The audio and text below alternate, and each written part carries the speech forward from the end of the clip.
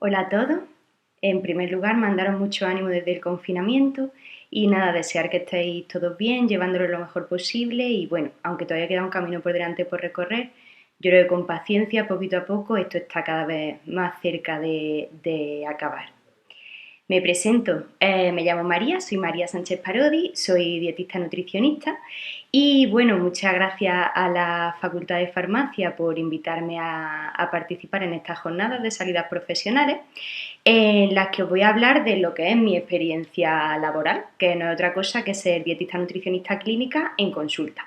Yo abrí mi propia consulta y me ha parecido muy interesante hacer un poco esta pequeña charla hablando de todo aquello que a mí me habría encantado saber antes de abrir la consulta, en el proceso de todo el trabajo que supuso el tener mi propia clínica y bueno, tanto el camino que yo he seguido y las cosas que yo he hecho, como echando la vista atrás, las cosas que si pudiese volver atrás habría hecho de una manera diferente o creo que hubiesen funcionado mejor. Bueno, voy a contaros un poquito mi experiencia. Para eso he dividido la charla en 4 partes, ¿vale? De unos 10 minutillos cada parte. En la primera parte, lo que os decía, voy a hablar de mi propia experiencia, ¿vale? Desde que me diplomé, el trabajo que hubo durante 2 años hasta que abrí mi consulta, que es Centro Parodi. Una segunda parte he recopilado todo lo que fue un poco el papeleo necesario para abrir una clínica, una consulta de nutrición. Os comentaré un poquito por encima todo lo que hace falta. La tercera parte os voy a hablar un poco sobre lo que es realmente trabajar en consulta, todo lo que es el trato con el paciente, cómo es mi método de trabajo, por si os puede dar ideas o inspirar. Y bueno, pues lo que os decía antes, cosas que a mí me habría gustado saber antes de empezar y no haber ido aprendiendo con la propia experiencia. Y ya está, la última parte voy a hacer un pequeño inciso sobre cómo he sobrevivido durante la cuarentena, cómo he sobrevivido la consulta sin poder abrir, las cositas que he hecho, ideas que he tenido, que me han dado otros compañeros, en fin, pues cómo hemos salido adelante. Bueno, pues sin más dilación, comienzo. Os cuento un poquito mi experiencia. Me parece interesante empezar diciendo que yo desde que entré en la carrera yo ya sabía que me quería dedicar a la clínica. Yo sabía que quería tener mi propia consulta de nutrición, porque soy una persona a la que le gusta mucho comunicar, el trato con la gente, enseñar, explicar, y creo que esto es algo que una cualidad, unas cualidades que o se deben de tener o se deben de trabajar mucho si os interesa el trabajo en consulta, porque al final trabajamos con personas. Cada día ves a un montón de personas de índoles muy diferentes y ya te digo, ese punto del trabajo con la gente, con los pacientes, me parece que hay que tenerlo muy muy en cuenta si uno se quiere dedicar a la consulta. De todas maneras, aunque yo desde el principio sabía que quería dedicarme a la clínica, cuando yo acabé la diplomatura elegí hacer las prácticas que luego alargué con una beca de 6 meses, en lo contrario. Elegí hacer las prácticas en un catering de restauración colectiva en el puesto de calidad, de técnico de calidad, un trabajo quizás más propio de un tecnólogo de los alimentos, pero bueno, tenía las competencias para cubrirlo. Bueno, trabajé eso en el catering de restauración colectiva como técnico de calidad y esos meses me sirvieron para reafirmarme que lo que yo quería era realmente dedicarme a la clínica. Sin embargo, es verdad que esto es algo que os recomendaría a todos, porque escoger un camino sin otra experiencia laboral, sin probar otras cosas antes, bueno, pues a lo mejor os estáis perdiendo algo que realmente os interesa. También es verdad que emprender tiene partes duras, luego hablaremos del papeleo, del autónomo y de tal. Entonces muchas veces el buscar un trabajo con una nómina, con un sueldo, un salario, pues también puede ser un pro muy interesante. Entonces, bueno, yo lo hice y a mí me sirvió para darme cuenta que no, que yo quería tener mi propia consulta, pero recomiendo que probéis antes de dedicaros puramente a la clínica alguna otra salida o que por lo menos investiguéis. En fin, dicho esto, os cuento un poco, una vez que yo acabé esta beca, estos 6-7 meses de becaria que estuve en este catering, el camino que seguí. Bueno, pues yo acabé mis prácticas, ya tenía mi diplomatura y me encontré un poco de brazos cruzados sin saber por dónde empezar. como imagino que a muchos de vosotros os puede estar pasando, os puede pasar próximamente. Como tiempo tenía, pues yo me dediqué poquito a poco a hacer pautas generales de nutrición, pequeños documentos con asesoramientos, con ideas generales, hacer menú, hacer recetas con su desglose de calorías, valor nutricional y demás, todo muy rudimentario, muy a mano, con mi Excel, mi Word, mi Novartis, mi calculadora, pues lo que os digo, tiempo tenía. Entonces, bueno, fui creando una pequeña base de datos, un poquito de material, durante meses, combinado con un máster que hice a distancia y combinado con ir echando currículum por todas partes. ¿Qué ocurrió? Bueno, también tener en cuenta que yo me diplomé hace 10 años. Yo soy de la promoción 2007-2010. Hace 10 años la figura de nutricionista no existía tan definida como hoy en día, ¿no? Entonces yo me di cuenta que todos los sitios donde yo echaba mi currículum no buscaban contratar a un nutricionista, sino tener como un colaborador externo. Entonces yo me di cuenta con el paso de los meses que si no me hacía autónoma lo tenía complicado.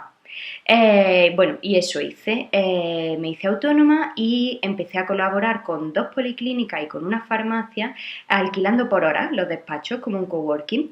En la farmacia es una posibilidad que ya no existe, desde hace un par de años no pueden tener este personal externo, pero en fin, policlínicas, gimnasios, herbolarios, se pueden tener contratos externos con muchos sitios.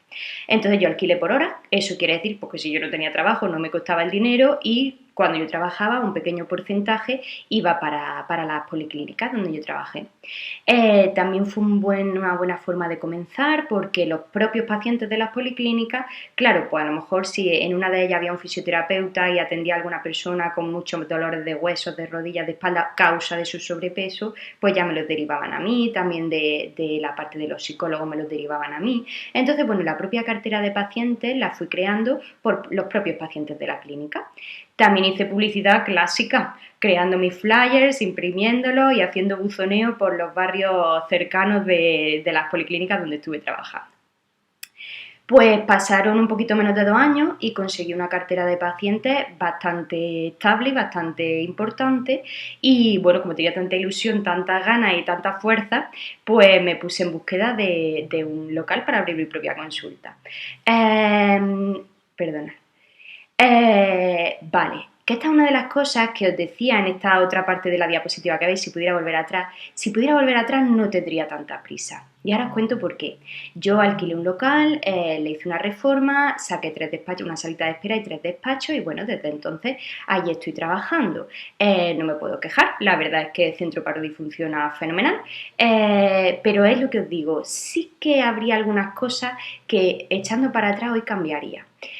La primera es esa paciencia, el haber esperado un poquito más a abrir mi propia consulta, por ganar un poco más de experiencia laboral, porque el local que yo alquilé y reformé, bueno, pues lo hice con una idea, pues era trabajo de consulta clínica y poco más, sacar algún despacho más para buscar colaboradores en un futuro y poco más. Sin embargo, al pasar unos pocos años más, me di cuenta que si uno solo se dedica a consulta, te puedes quemar pronto. ¿Por qué? Pues porque aunque cada paciente es diferente, cada consulta es diferente, al final te pasas todo el día haciendo lo mismo. Entonces, el hacer talleres, el hacer cursos, a mí me falta, muchas veces lo pienso, una sala amplia en mi local, también el hacer talleres de cocina saludable con los pacientes, que hicieran piña entre ellos, que se conocieran, me falta una cocina en mi local para poder impartir este tipo de cursos. Entonces, si hubiese tenido un poquito más de paciencia y hubiese crecido un poquito más laboralmente, seguramente habría buscado un local con otras características que el que alquilé y reformé. Y por otra parte, quizá lo que más os recomendaría encarecidamente si tenéis pensado abrir una consulta es el crear equipo. Hacer equipo con otros nutricionistas, desde luego con otros profesionales. Ahora os cuento, yo trabajo con 3 psicólogos, pero con nutricionistas, por muchísimos motivos. El primero desde el punto de vista laboral, porque bueno, la nutrición es amplísima y aunque sea muy vocacional y te encante y no pares de formarte, está claro que no vas a saber de todo de nutrición deportiva, nutrición en patología digestiva, nutrición en patología autoinmune, nutrición vegana, nutrición en el embarazo. No puedes controlarlo todo a la perfección. Entonces, tener compañeros que cada uno se dedique un poquito más de forma especializada a ciertos temas para poder coger cada uno a los pacientes según el perfil con el que vengan a consulta, en fin, sería muy interesante. Por otra parte, yo también echo mucho de menos el tener compañeros nutricionistas trabajando conmigo al pie del cañón, pues por el simple hecho de no tener esa sensación de estar sola al pie del cañón, pues tener cualquier duda, cualquier inquietud, cualquier paciente que te viene con un caso nuevo que nunca has manejado y tener con quien compartir opiniones, a quien preguntar dudas, o bueno, simplemente pues se va un paciente que ha sido una consulta más extenuante, más difícil, hay gente que es más complicada al trato y bueno, poder comentarlo, poder desahogarte con un compañero, pedir su opinión. Por todo esto ya os digo que me parece imprescindible el hacer un equipo. Yo a día de hoy sí que tengo una red de compañeros en los que apoyarme, con los que compartir casos y demás, pero toda virtual. Grupos de WhatsApp, en las redes sociales que nos seguimos todos y demás. Y no es lo mismo. Yo echo mucho de menos el físicamente tener ahí compañeros, hacer reuniones de equipo y demás. Y ya por último, el crear equipo también lo veo importantísimo por compartir gastos. Yo soy autónoma y cuando yo me voy una semana de vacaciones, hay una semana sin ningún tipo de ingreso, el local se queda cerrado durante una semana, pero los gastos van a ser los mismos.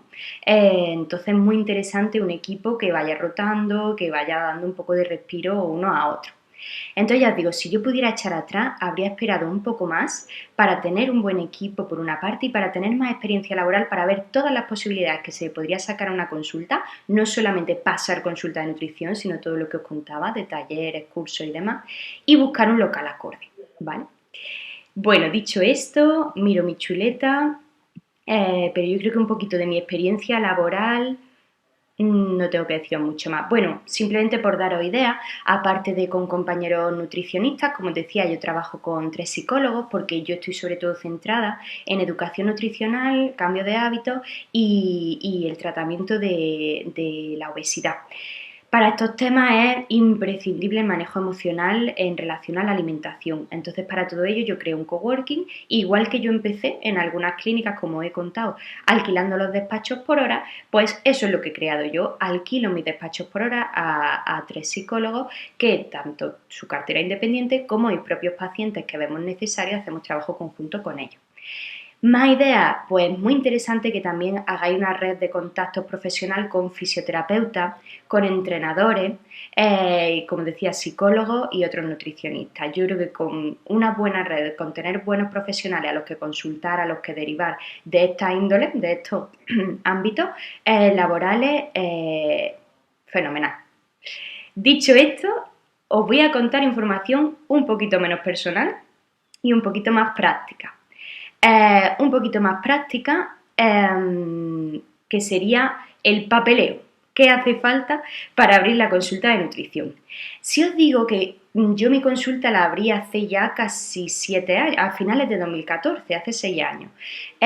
Puede ser que alguna cosa de las que yo os cuento ya no sea necesaria o viceversa, que haya algún papel y alguna cosa obligatoria que ahora sea necesaria que en mi momento yo no tuve que pedir o tener.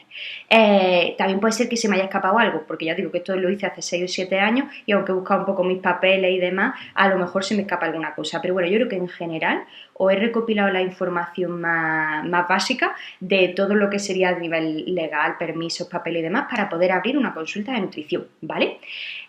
¿Por dónde empezaríamos? Bueno, crear vuestra imagen corporativa. Y os cuento por qué os pongo lo de regístralo. Pues a mí me diseñó un diseñador el logo, aquí veis mi manzanita, y habéis visto antes las letras, centro parodi, con los colores que yo quise y demás. Lo que pasa es que cuando yo abrí no me llamé centro parodi, me llamé Corporesano, me gustaba más. Al año y pico o así le hice Facebook a la clínica y claro, ya al subirlo a redes, Corporesano, bien grandote, se puso en contacto una clínica de nutrición y dietética de Cádiz que se llamaba Corporesano, que tenían ese nombre registrado y que por tanto yo estaba incumpliendo en la legalidad. Con lo cual tuve que cambiar el nombre, todas mis tarjetas de visita, tenía un pedazo de vinilo en la fachada de mi clínica y demás, por no haberme puesto a ver si alguien ya tenía ese nombre o lo habían registrado. Con lo cual ya cambié mi nombre a Centro Parodi, que es mi apellido, mi logo, mis colores y lo registré. Registrar una imagen corporativa no es muy complicado ni es muy caro, lo podéis hacer vosotros mismos o contactar con una empresa que os lo hagan, que es lo que hice yo. Y nada, una vez registrado, eso ya es para vosotros para siempre, así que os lo recomendaría. Pues nada, crearos una imagen, algo que os guste, que os sintáis identificados, que transmita un poco pues, lo que vosotros queráis, crear vuestras tarjetas de visita, vuestras redes sociales y demás. Y recomendación por experiencia personal, registrar. En segundo lugar, tenéis que daros de alta como autónomo. Mirad, yo para esto realmente os recomiendo un gestor. Yo tengo un gestor que me facilita muchísimo todos los meses, todos los trimestres, todo el papeleo. Pero en fin, para darse de alta como autónomo hay que acudir a la oficina que a cada uno le toque por distrito de la Seguridad Social y ahí os van a informar. Lo que pasa es que te puedes dar de alta de autónomo de maneras diferentes. Hay diferentes epígrafes como persona sanitaria, como persona no sanitaria, en fin. Entonces esto es verdad que aunque os podéis informar vosotros, tenéis muchísima información online o en las propias oficinas, es muy interesante buscarse un gestor. Como os decía antes, el hecho de hacer equipo, buscarse otros nutricionistas, otros profesionales con los que compartir consulta, puede ser interesante valorar hacer una sociedad en vez de darse de alta como autónomo. Yo de aquí os puedo hablar muy poquito porque yo nunca he creado una sociedad, yo siempre he sido autónomo, pero en fin, hay muchos tipos de sociedades y sobre todo desde el punto de vista económico, cuando uno hace piña con más gente, puede ser interesante, ¿vale? Vale, dicho esto de los autónomos, yo creo que ya aquí ya nada más. Colegiarse todavía no es obligatorio en casi ninguna ciudad, en casi ninguna comunidad, pero en fin, es la herramienta que tenemos para luchar contra el intrusismo laboral. Entonces es muy interesante antes de empezar a ejercer estar colegiado. Bueno, buscar un sitio físico para abrir la consulta, pues un local comercial, un piso. Por mi experiencia os digo, yo tengo un local porque yo quería tener un local a pie de calle que fuera visible, con unos grandes ventanales, escaparates, pero lo que os contaba, ahora pienso que convertir un piso, un primer piso, en una consulta habría cumplido más los requerimientos que yo le veo a día de hoy, que me gustaría que tuvieran mi consulta una sala más grande para hacer los talleres, una cocina para hacer talleres de cocina saludable. Entonces, bueno, pensar muy bien, buscar muy bien el sitio donde queréis abrir vuestra consulta. Tampoco es obligatorio este punto de declararos como centro sanitario de la Junta de Andalucía, pero es muy interesante. El 11 del epígrafe donde hay que darse de alta en Hacienda para poder darnos de alta como centro sanitario. Pero bueno, también es un distintivo para tu consulta el afirmar que la Junta de Andalucía avala que tú eres un centro sanitario. Es importantísimo el hacerse un seguro. Tienes que asegurar tu propia consulta, pero imprescindible el hacerse el seguro de responsabilidad civil. No sé si lo sabéis, el seguro de responsabilidad civil cubre cosas tan graves como que tú des una recomendación nutricional, por ejemplo, a una embarazada que luego sufra un problema durante el embarazo y te cargue a ti con esa responsabilidad. Pues evidentemente ese mogollón de juicios y demás a los que deberíais enfrentaros os arruinarían, quedarían cubiertos con un seguro de responsabilidad civil. Yo nunca jamás he tenido ningún problema de este tipo, pero es imprescindible tener este seguro. Hay que tener el libro de quejas y reclamaciones y hay que hacerse un protocolo de protección de datos para manejar los datos de los pacientes. Vale, dicho esto, os he puesto esta segunda columna, los gastos de una consulta, que entiendo que esto dependerá muchísimo de cada persona, de cómo haya abierto su consulta, de cómo enfoque el trabajo y demás. Pero me parece que son gastos que sí o sí todos tenemos y que a mí me habría encantado que me los dijeran porque yo no me podía imaginar cuando yo ya estaba dada de alta, empecé a trabajar y demás, todo lo que iba viniendo después. Entonces, en fin, tenerlo en cuenta para, bueno, pues valorar el momento en el que uno empieza a trabajar, también incluso los precios a los que pone la asesoría y demás. ¿Qué gastos tengo yo? Y creo que tiene todo el mundo básicos. Luego pues hay muchas más cosas, pero los básicos serían todos los meses la cuota de autónomo, que os digo que el ser autónomo en España es muy desagradecido, tenemos prácticamente ninguna ayuda. Es verdad que para daros de alta por primera vez sí que hay una ayuda bastante buena, si no recuerdo mal, sigue en pie que son solamente 50 euros al mes, con lo cual es muy fácil hacerse cargo de ella, pero a partir de los 2 años ya se acabó y de los 300 euros no baja todos los meses, trabajes tras lo que trabajes, facture lo que facture. Y eso es lo mínimo. Pero en fin, no hay otra forma de trabajar de forma legal, a menos ya os digo de hacer una sociedad. Ya está, pues un gasto que hay que afrontar. Luego, por supuesto, el alquiler del local o el piso que tengáis como consulta y ya las facturas, pues todos los meses llegarán vuestras facturas de agua, de luz, el teléfono y demás. Trimestralmente vienen los gastos de IVA, IRPF, el impuesto sobre personas físicas, y en caso de que tengáis gestor, pues yo a mi gestoría le tengo que pagar cada 3 meses porque precisamente me maneja todos los papeles trimestrales de IVA, IRPF, la renta y demás. Y todos los años hay que pagar el seguro, que ya os aviso que el seguro de responsabilidad civil pues sí es un piquillo interesante, la colegiación y la protección de datos. La protección de datos, no os lo he dicho, la podéis hacer vosotros mismos o contratar a alguna empresa que os la haga. No suelen ser costes muy altos anualmente, por el mantenimiento es muy asumible, poquito. Bueno, esto es hacerle captura porque ya os digo que cuando yo me puse a trabajar y veía todos los meses, madre mía, ¿y esto ahora qué es? Y ahora cómo viene esto, y esto va a venir cada 3 meses, pues fueron cosas que yo fui aprendiendo y digo, ojalá me hubieran dicho a mí todos los gastos que suponía mantener la consulta. Vale, dicho esto, pasamos a la parte 3 de la charla. Os recuerdo que os dije que son 4 partes, ¿vale? En esta parte 3 os voy a contar un poco en qué consiste realmente el trabajo en una consulta y luego ya la última parte, que será muy cortita, sobre lo que he hecho yo durante la cuarentena. Bueno, ¿en qué consiste el trabajo en consulta? Pues mirad, la primera frase que os pongo, formación y conocimientos, es igual de importante que una escucha activa y una comunicación. Os cuento. Ser el mejor nutricionista del mundo, estar hasta arriba de leer papers, estudios, libros, tener unos conocimientos de fisiología, de bioquímica maravillosos, tener un programa de dietas, vamos, que te calcula hasta los nanogramos del micronutriente más irrelevante que haya. Todo esto es importantísimo y está muy bien.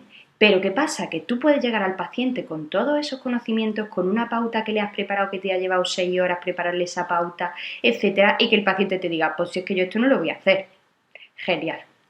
Pues por eso digo que cuando uno quiere trabajar en clínica es igual de importante toda la parte teórica de formación y de experiencia laboral y demás, como toda la parte humana. El escuchar al paciente, el saber leer entre líneas, el ver su lenguaje no verbal, está tenso, le gusta lo que le decimos, no está de acuerdo, me está ocultando cosas o incluso mintiendo, está siendo totalmente transparente. Todo esto es imprescindible para que el trabajo en consulta funcione, evolucione. En todo esto me quería parar un poquito, miro para cada vez en cuando porque tengo mi chuleta para que no se me olvide nada de lo que os quiero decir, porque os quería contar algunos casos reales míos, cosas que yo he vivido en consulta, para que os hagáis una idea pues, de lo que uno se encuentra, ¿no?, al trabajar con personas.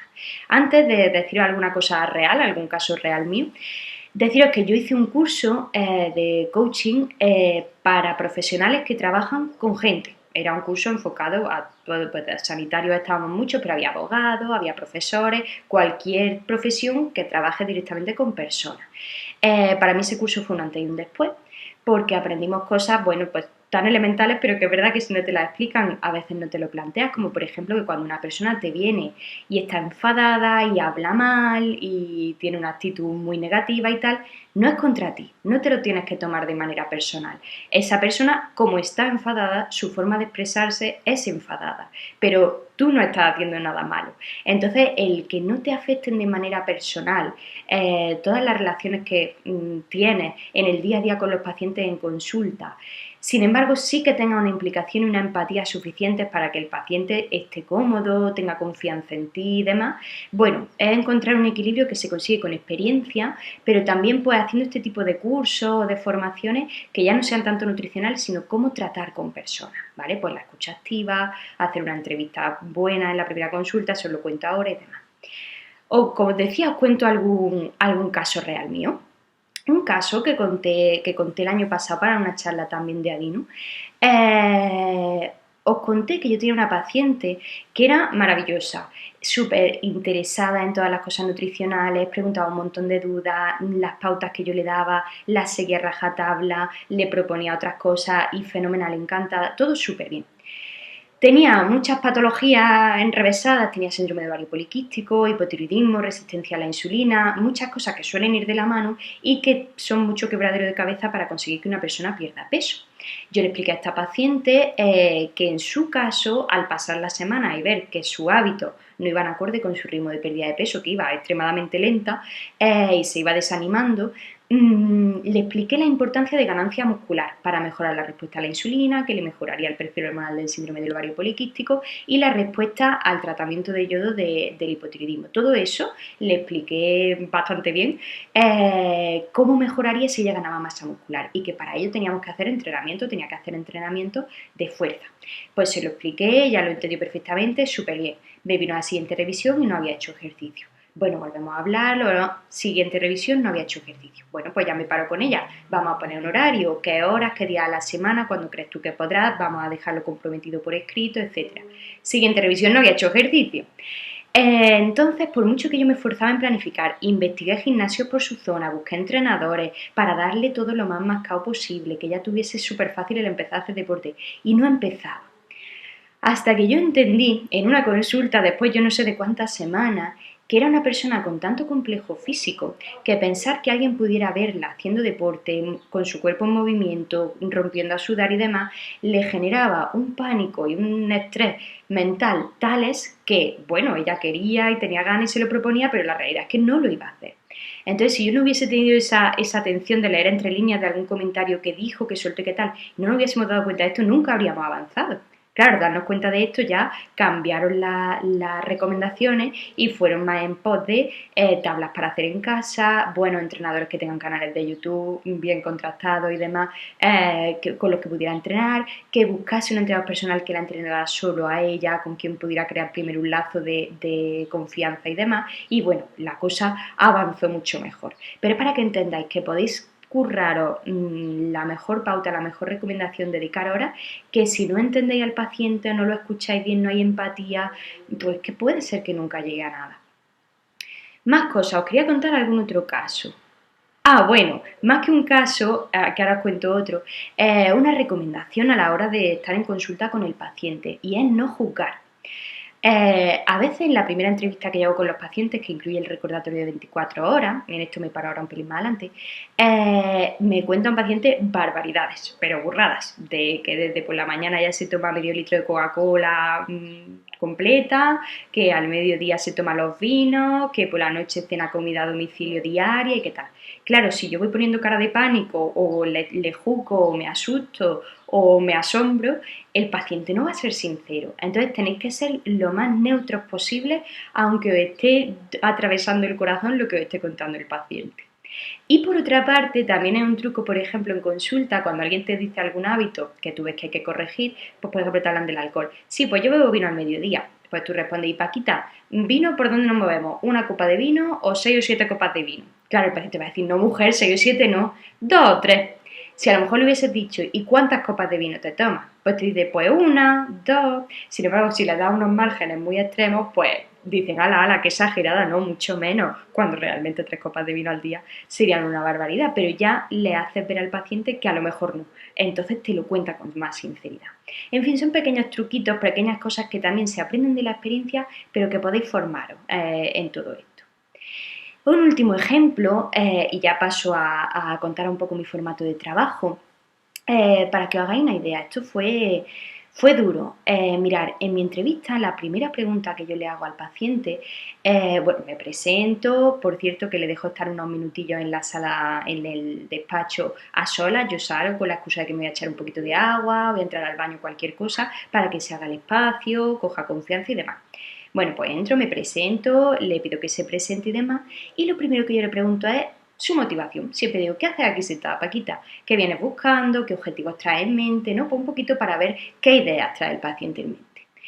Bueno, pues un caso, una vez, la respuesta de la paciente fue romper a llorar desconsoladamente y, como buenamente pudo entre sollozos, me respondió que venía a perder peso porque su hijo adolescente acababa de fallecer y le había hecho prometer que iba a perder peso porque su hijo le dijo, mamá, te he visto sufrir toda la vida por tu obesidad, prométeme que vas a perder peso.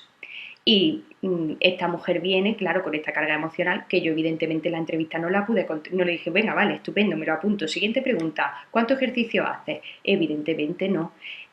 Claro, pues yo ya solté el boli, la miré a los ojos, puse toda mi atención en que me contara, le pregunté a ver hasta dónde quería hablar, ver cómo se encontraba, darle el pésame, decirle que lo sentía, intenté un poquito meter las primeras recomendaciones de relación emocional con la comida, pero en fin, evidentemente yo esa primera entrevista no la pude hacer como yo la hago siempre. Entonces también tenéis que tener mucha capacidad de adaptación. Aunque vosotros preparéis las consultas, no os cequéis RQR lo que queréis decirle al paciente, lo que queréis trabajar ese día, lo que tal. Hombre, evidentemente hay que preparársela y llevar un diseño, un resumen de lo que vais a hacer con el paciente ese día, pero hay que adaptarse al paciente, ¿vale? Bueno, dicho todo esto, os voy a contar cómo trabajo yo, ¿vale? Que es lo siguiente que veis en la diapositiva de mi forma de trabajo. Vale, yo hago una primera consulta, os digo yo, porque esto cada profesional, cada persona que lo haga como mejor le cuadre y como mejor le vaya viniendo cuando vaya ganando experiencia. Pero bueno, yo hago una primera consulta que es 1 hora de duración, en la que hago una entrevista completa. En esta entrevista lo primero que hablamos, como ya os decía, es motivaciones del paciente, ver un poco qué ideas trae en mente, si ya viene con mitos muy marcados, si te dice yo es que he estado toda la vida a dieta, yo es que vengo de no sé, del endocrino, del Naturhaus, en fin, ver un poquito de qué punto partimos. Después les voy a preguntar sobre el ejercicio físico, les voy a preguntar sobre su salud, pues analíticas, si pueden traerse la última que tengan, si han tenido alguna enfermedad, alguna operación, machacar mucho. Tratamientos farmacológicos, os digo machacar mucho porque a lo mejor te dicen, ah, no, todo estupendo. Y después de 1 hora, cuando ya estás acabando la consulta, dices, bueno, venga, ya lo último, dime alimentos que no te gusten para ponerte. Ay, es que yo no puedo comer ni pimientos ni cebolla ni tal porque no tengo vesícula y tengo gastritis crónica. Y al principio de todo que le has preguntado por salud no te lo ha dicho, ¿no? Entonces, machacar mucho el tema de salud, tratamientos farmacológicos que estén tomando y demás. También voy a preguntar en la entrevista, bueno, horarios laborales, a qué se dedican, qué formación tienen, para ver también cómo explicamos cuando luego hacemos educación nutricional, si la explicamos un poquito más adaptada, pues a gente que tenga muy poquitos conocimientos de ciencias sanitarias, o si estamos hablando con un médico, con un enfermero, pues podemos hablar desde otro punto de vista, ¿no? Y también pregunto por el entorno, con quién conviven, cómo come su entorno, cómo es su entorno social, familiar y demás. ¿Por qué? Mirad, es importantísimo no que os centréis en qué hace mal el paciente. Por supuesto, hay que ver qué fallos está cometiendo nutricionales en su día a día y darle pautas para corregirlos, pero lo más importante es trabajar por qué está fallando el paciente. Os pongo un ejemplo.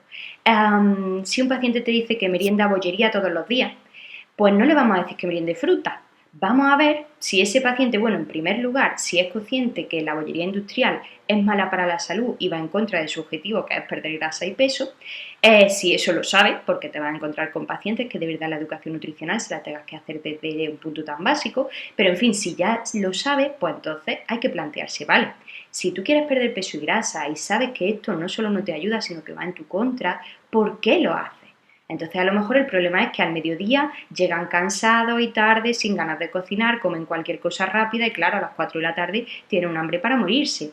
O a lo mejor aquí hay una relación emocional con la comida, tienen una persona que tenga un día a día súper exigente, que no pare, que tal, y que no tenga hobby ni aficiones, con lo cual su premio, su gustazo del día es por la tarde merendarse un dulce. Tú dile a esa persona que se meriende un cuenco de fresa, que te va a decir que no. Entonces hay que irse al origen del problema, trabajarlo. Entonces que descubrimos que esta persona merienda un montón de calorías porque come muy mal al mediodía, porque tal, pues hay que darle una planificación, que la comida esté hecha desde el día anterior, que se quede bien saciado al mediodía y qué tal. ¿Que es por tema emocional? Pues aunque esta persona se coma una vaca, si lo que quiere es un bollo, se va a comer un bollo. Pues vámonos al tema emocional. ¿Qué cosas tienes tú en tu día a día de autocuidado, que te generen satisfacción? ¿Qué tal? ¿Tiene algo aparte de la comida como herramienta para gestionar tus emociones? En fin, hay que irse siempre al origen. Esta persona está haciendo estos hábitos de forma incorrecta. ¿Por qué? ¿Vale? Y esto va evolucionando con el paciente, ir ayudándole a descubrir, entre los dos descubriréis por qué tiene esos fallos. Y ya la segunda mitad de la entrevista yo la dedico a hacer un recordatorio de 24 horas, voy acompañando al paciente en que me recuerde pues qué suele desayunar, a qué hora, dónde, con quién y demás, recopilar todos los datos, ver un poquito las primeras pautas así que más evidentes que tienes que decirle que corrija, y en esa primera consulta, claro, yo evidentemente no les puedo adaptar nada, pero sí tengo una hojita de pautas generales en las que hablamos de la importancia del deporte, como el plato de Harvard, ¿no? Pues todas las verduras, la proteína y hidratos de calidad, en esa hojita tengo puesto un poquito el tema de sal, alcohol, agua, recomendaciones generales y una parte en blanco para ir apuntando pues las 4 o 5 cosillas más específicas que sí que hayamos hablado a lo largo de su recordatorio de 24 horas, se las vamos apuntando a mano o se las apuntan ellos mismos muchas veces. A los poquitos días, como mucho una semana, hago una segunda revisión más breve, de media horita aproximadamente, en la que básicamente, bueno, hago una pequeña revisión de lo que hablamos en la primera consulta, a ver si recuerdan las cosas que hablamos, si han ido haciendo esos pequeños cambios que ya dijimos y demás, pero sobre todo me centro todo lo que dura la consulta en explicarles las pautas que les haya preparado, pues eso es el menú siempre, un menú semanal o quincenal con su recetario y demás, y si hacen falta infografía, algunas pautas generales, pues si te ha venido con anemia, aparte del menú, incluirle fuentes de hierro y demás, darle unas pautas generales para que el paciente tenga en cuenta cuáles son los alimentos fuentes de hierro, cuáles interactúan en su absorción, vegetales, animales, etcétera, ¿no? A partir de aquí, bueno, la tercera revisión, perdón, que me la iba a saltar. Fijaros que yo hasta la tercera vez que veo al paciente no le hablo de su composición corporal. Es verdad que en la primera consulta le hago la antropometría, lo subimos a la tanita y demás, pero es en la tercera en la que ya me paro a explicarles la grasa, el músculo. No estoy ahora en mi consulta, estoy en casa, pero yo en consulta tengo una reproducción de grasa corporal humana, medio kilo, y de masa muscular. Entonces ellos entienden muy bien el tema de que la grasa es muy poco densa, perdón, es muy poco pesada, pero ocupa mucho. El músculo viceversa, es muy compacto y muy pesado en báscula, ¿no? Entonces todo esto para que también vayan cambiando un poco el chip de que no es tanto pérdida de peso como pérdida de grasa, ¿no? Y ya a partir de aquí las revisiones se van espaciando, dependerá del paciente y del tratamiento, a lo mejor cada 2 o 3 semanas, luego pasan a ser mensuales, luego cada 2 meses, y es verdad que cuando se van espaciando ya mucho las citas y vas a estar un par de meses sin ver a ese paciente, muy interesante ponerte un recordatorio, apuntarle una agenda para que a las poquitas semanas de haberlo visto, mantener el contacto con él. Pues mandarle un WhatsApp no cuesta nada, oye Paqui, ¿cómo vas? ¿Cómo han ido estas semanas que no nos hemos visto? ¿Qué me cuentas? Ya hasta el mes que viene nos vemos, tal. Mandarle algún recetario, las recetillas de 5 al día que vienen con fotorecetas super monas, por mail, por WhatsApp, es muy interesante. Y luego un par de detalles. Yo siempre recuerdo la cita, todos los lunes mando WhatsApp a todos los pacientes con su cita, con su día y con su hora, de manera que todos me contestan y ya si uno quiere cambiar la hora, el día tal, pues tengo todas las contestaciones para ir readecuando la agenda. Aún así, os van a dejar tirados, os van a cancelar en el último momento, o directamente no se presentan, pero en fin, yo desde que empecé a recordarla hace un par de años, bajo muchísimo el número de cancelaciones improvisadas. Y el autocuidado en consulta es simplemente pues, para que tengáis en cuenta que cuando vayáis creciendo, si os metéis 25.000 pacientes, en fin, 8 o 9 pacientes por la mañana y 8 o 9 por la tarde, ese día acabáis que llegáis a casa que queréis tiraros por el balcón. Entonces es muy importante el dejarse hueco en mitad, aunque no haya sido un día duro, vas a trabajar con personas, desgasta mucho el estar siempre, pues eso, la educación nutricional, el dando ideas, el dando apoyo, el dando cuidado, el dando... Hay que hacérselo también a uno mismo, entonces dejarse algún huequillo a media mañana de 30 minutos para tomarse un cafelito, darle 2 vueltas a la manzana que te dé el aire, pues eso, un poquito de autocuidado, no saturéis la agenda. Es mi recomendación, que uno se pone, no es tampoco por ambición de querer tener muchos pacientes y ganar mucho dinero, es que a veces tienes la agenda llena y ve a Pepita que te dice, ay, por favor, dame cita la semana que viene, que me veo muy insegura, no quiero estar 2 o 3 semanas sin vernos y tal. Y bueno, por la fatiga de decir es que hasta dentro de 3 semanas no tengo hueco, no te puedo dar, pues le vas buscando hueco y así te vas saturando la agenda. Eso ocurre. Entonces os recomiendo que tengáis cuidadillo y no lo hagáis. Bueno, y hasta aquí la parte del tercera, del trabajo en consulta, y ya me quedan 5 minutitos para hablar un poco, aquí está mi chuleta, de nada, unos minutitos de lo que he hecho yo al no poder abrir la consulta durante 2 meses. Os cuento. Bueno, llegó la cuarentena, se desató el pánico porque los gastos seguían igual, pero claro, sin ingresos. Mirad, yo siempre he tenido pacientes online porque que al final la asesoría es todo lo que he explicado, entrevistas, segunda consulta, pauta, tal, todo se hace igual, solo que no le podemos hacer nosotros la antropometría, pero en fin, sé que tengan una buena báscula, se le explica cómo medirse los perímetros con cinta métrica y tenemos la información perfectamente bien. ¿Qué pasa? A mí nunca me había gustado, yo no me había sentido nunca cómoda pasando citas online, entonces tenía pacientes imprescindibles, pues gente que ya había estado conmigo pero se iba a vivir fuera y quería hacer un seguimiento ocasional, alguien muy conocido, yo decía pacientes enchufados que viven fuera, que por favor, vale, pero es verdad que yo tampoco le había dado mucha salida. Bueno, no me ha quedado más remedio en esta época, entonces bueno, he visto que es un formato totalmente factible, que yo lo tenía un poco la cruz echada y realmente se puede trabajar perfectamente online. Es importante el crearse un espacio de trabajo, el tener tu escritorio pues como si estuviese en tu consulta aunque estés en casa, el perfeccionar el material para los pacientes a distancia, como una ficha para que apunten ellos los pesajes, las medidas, la explicación de cómo tomarse ellos las medidas y demás. Entonces, bueno, lo primero que hice fue eso, darle más importancia a las consultas online porque veía que era lo necesario. Y ahora que va acabando la cuarentena y voy volviendo a la consulta presencial, no le voy a quitar importancia a la online. He visto ahí un canal súper interesante de ampliar un poco el trabajo cómodamente desde casa, me parece menos agotador que el trabajo presencial, pues sigo adelante con él. Bueno, después de tantísimos años no tenía página web, he aprovechado que he tenido bastante más tiempo porque he tenido la agenda bastante más libre y he hecho mi propia página web, centroparodi.com, porque también posicionarse un poco en redes, que cuando la gente busque nutricionista en Granada y demás, pues tener eso, un buen posicionamiento es muy importante en estos tiempos que corren, no solamente lo presencial, el boca a boca, la gente del barrio, ¿no? Luego hice un webinar estupendo con nuestros nutricionistas en los que nos dieron entre compañeros un montón de ideas de cómo generar ingresos pasivos, es decir, que no todo tu sueldo dependa de tu trabajo en consulta, sino que tengas otras fuentes de ingresos.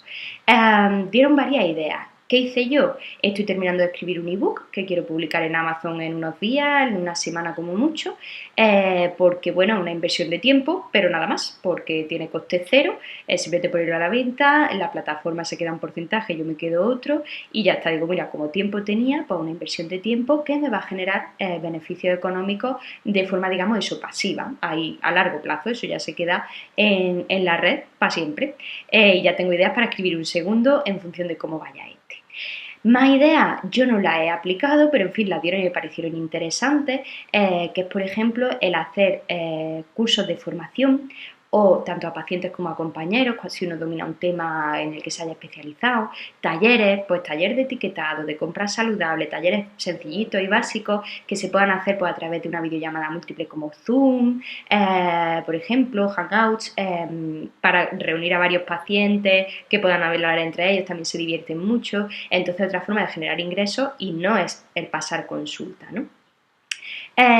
Luego, ¿qué hice yo también desde el día 1? Muy importante mantener contacto con los pacientes. Muchos me escribieron, María, dadas las circunstancias, dadas la situación esta, hasta que todo esto no vuelva a la normalidad, no voy a ir a la consulta. Bueno, pues como la normalidad va a tardar bastante tiempo en volver, para que no se olviden de ti y demás, pues yo la primera semana, por ejemplo, hice un reto diario. Entonces me lanzaba a todos los pacientes un reto, pues hoy adivina los ingredientes de esta receta y les ponía una receta mía con una fotografía. Otro día les decía, manda la foto de tu nevera y tu despensa a ver qué has comprado para afrontar la cuarentena. Y la mejor despensa, la mejor nevera, las más saludables, ganaban 1 kilo de almendras. En fin, hacer pequeños retos. Después cada X días les mandaba alguna receta saludable y cuando ha pasado un primer mes y medio o así he vuelto a lanzar mensajes a todos los que no han estado pasando consulta online conmigo, pues para que vuelvan, haciéndoles ver que cuando todo esto acabe todos vamos a cometer excesos, que es mejor ir con unos buenos hábitos de base adquiridos, etcétera, ¿no? Muy importante ha sido para mí el mantener contacto con los pacientes ocasionales. Y desde luego, si os digo que yo, de las ideas que dieron otros compañeros en el webinar, yo me quedé con el ebook, ya haciendo mi página web y mi ebook, aparte de optimizar algunos recursos, infografía y demás que tenía un poco obsoleta y la he actualizado, no he querido hacer nada más.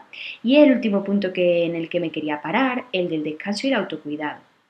A ver, los autónomos normalmente nuestro trabajo es muy vocacional, en nuestro tiempo libre leemos libros sobre nutrición, leemos papers, hablamos con otros nutricionistas, las redes sociales las usamos para el trabajo, en fin, al final no desconecta. Entonces, por mucho que tu trabajo sea casi tu hobby, hay que desconectar.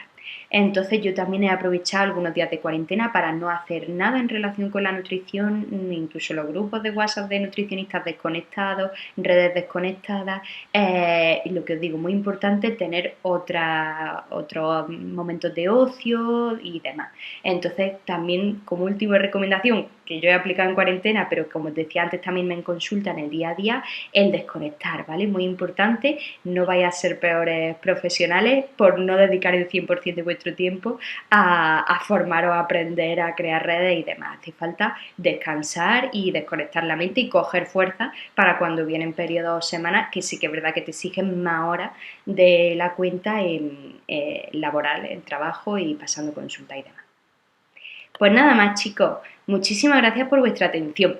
Aquí os dejo diferentes formas de contactar conmigo, tanto mi web, que es muy nuevecita, como mis redes sociales. Cualquier duda o cualquier cosa, estaré encantada de responderos. Espero que haya ayudado. Ya os digo que os he contado un poco todos los aspectos del trabajo en una consulta que a mí me habría gustado saber, así que os espero que os sea de utilidad y poco más. Un saludo a todos.